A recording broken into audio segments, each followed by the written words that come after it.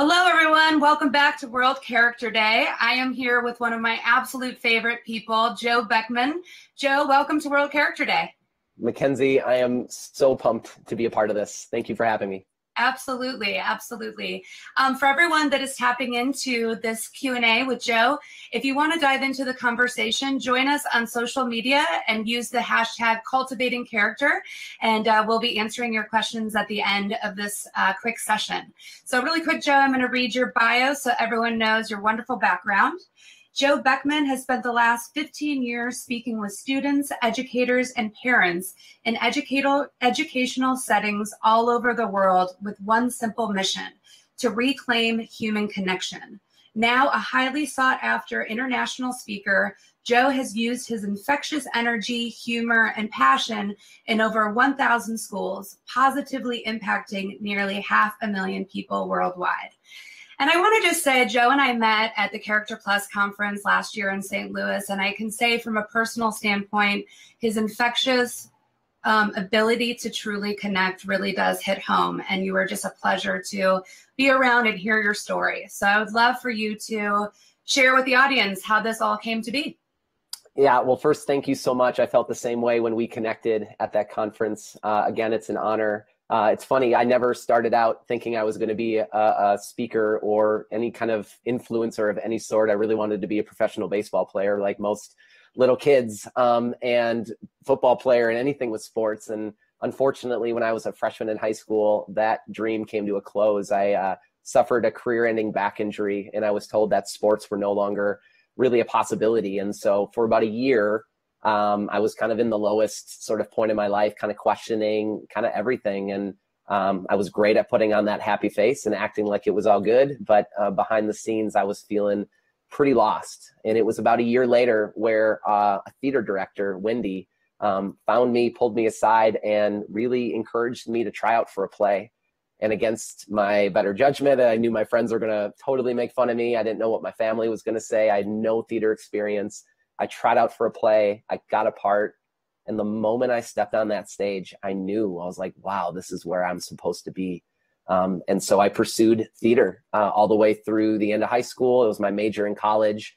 And right when I was done with school, I knew that it was going to be really performing, but it was more performing from a heart side of things. Instead of reading other people's scripts, I wanted to write my own, and I wanted to share my energy with youth, because what I found over the years is that's the group that I was really connecting the most with and where my heart really was the strongest in. And so that's what I've been doing for the last 15 years, like you said. That's awesome to go from sports to theater. I mean, that's quite a jump. What would you say to kids at that age around following their passions like that and kind of not really caring what other kids think or do, following your own path? Yeah, I think there's a really important word that kids need to hear and listen and that's the word yes. Yes, try things, do things, put yourself out there. We get these sort of sparks that happen in our lives where things slow down, and I think the universe is trying to share with us a message. And it could be a spark from a person. It could be a song that you listen to. It could be something that you see somebody else do. It could be an injustice that you feel and your heart says that's important. And I think if I were to give any sort of advice to kids is to really listen to your heart, be open to those sparks, and see where are those moments that really kind of you go, oh my gosh, that's important. Notice those, recognize those, and then do something about that. And so for me, when Wendy pulled me aside and you said you should do theater, there was something that told me like, yes, you should do this. And even though there was lots of other sort of people and things that I was like nervous, I thought they were going to hold me back, I said yes anyhow. And I'm so happy that I did. And that's one of the messages that I always share with kids is follow your passion and that message in your heart, because it's always right. It's always leading you in the right direction. That's awesome. I mean, that's a great segue into, before we started this Q&A, you were talking about how you had watched 30,000 Days and talking about the meaning and purpose. Do you want to share with the audience your takeaways from the film? Yeah, I mean, from the first, I mean, like, I loved so I'm a big history guy, so I love the fact that it broke down, the different eras and the different ages and kind of where we've come from. So I love that. But the inspirational part of it was really ringing home to me, because I just feel like there's so many people who intuitively in their heart know who they want to be, who they want to become, how they can impact the world. But because of where they're at currently right now, they think this is where I'm at, and I can't really follow that passion because I have a family, or I have these responsibilities, or I've always said yes to this, so how could I ever say that yes to that? And so we get these limiting beliefs. And I just think sometimes a message from somebody on the outside, again, whether it's a film or a speaker, I think it's such an important message. And I think we need those sort of outside voices just to remind us what our hearts intuitively already know, so that we can, get that confirmation that that's a path that we want to follow. So, and that the film, I think, is going to speak to so many people. I think the film is going to really I'm not trying to be trite or cliche, but I really think it's going to change lives. It's going to save lives.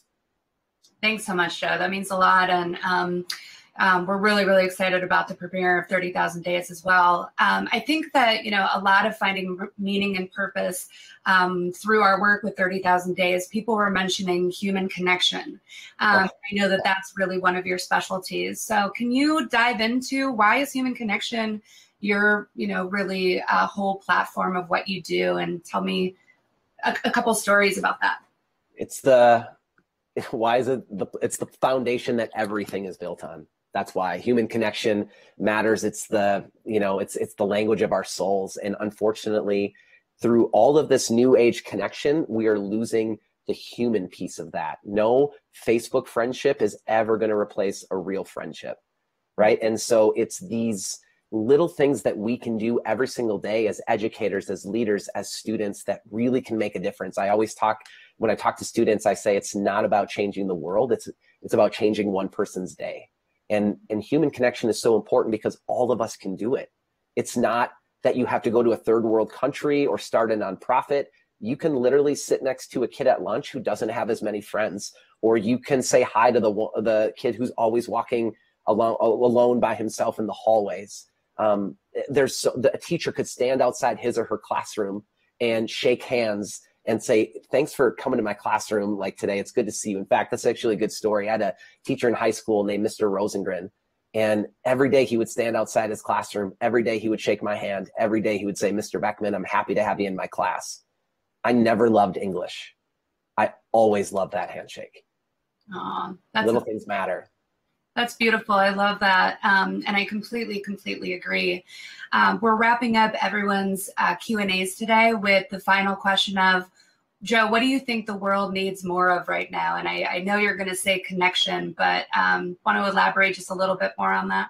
Yeah, I think it needs three things. And I say C squared, right? Compassion, connection, and character. Those are the three main pieces. And what we're doing, and sort of, my line of work, is we're creating an online connection hub. And if I don't know how much you want to share about that, but we are trying to do our best to bring connection into the classroom so that adults have tools and resources, videos and things that they can share with their students and with their families, because we know it's not just a classroom thing. This is a living room, a meeting room. It's an everyday sort of thing that allows adults to build stronger connections with their kiddos and with anybody else in their lives. And so we are wrapping up, Joe, but do you want to give that URL so people can find out more about your speaking engagements and your tools? Absolutely. So they can find out more about the Human Connection Hub, which we're currently building at humanconnectionmatters.com. And if they want to find out more about speaking, they can go to joebeckman.com. Wonderful. Thank you so much, Joe. It was such a pleasure having you here, and keep making the world a better place. Thanks, Makenzie. You too. Take care. All right. Bye-bye. Bye.